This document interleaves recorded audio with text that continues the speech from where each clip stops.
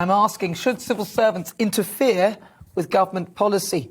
Unions are warning that the Home Secretary Priti Patel could face a mass walkout of civil servant staff as they protest against the government's plans to send asylum seekers from the UK to Rwanda.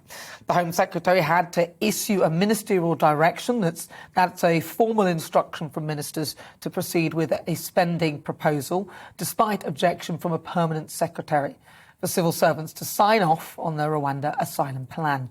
Now, it is thought that the Home Office staff opposed the policy on legal or ethical grounds and could now request transfers or leave the civil service altogether.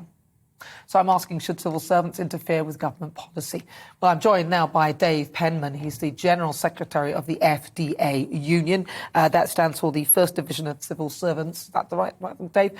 So, Dave, why do you think that civil servants are taking a stand against this policy? Well, firstly, they're not taking a stand. What happened was the permanent secretary, who's also the accounting officer, so he's responsible for the money that's spent. And what he said to the Home Secretary was that there wasn't evidence to say that actually this would be value for money. That it wasn't clear that it would deter people from crossing the channel.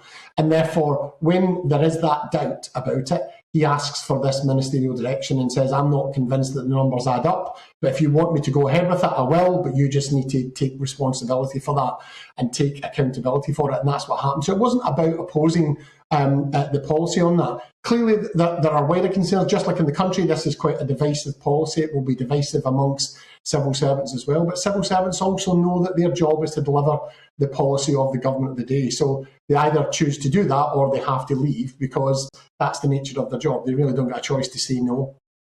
Yeah, but you know, sort of reading between the lines, I mean, take a stand or whatever, it sounds like some of them are threatening to leave in a sense if the policy is carried out. Is that where this is at? Well, that's their only choice, because when you agree to become a civil servant, when you take that job, it's on the basis that you will serve the government of the day. You know that. And if you work in the Home Office, then you know you're going to be dealing with some of the most difficult policy areas in government. So none of this will come as a surprise to people when they become civil servants, that their job is to deliver government policy.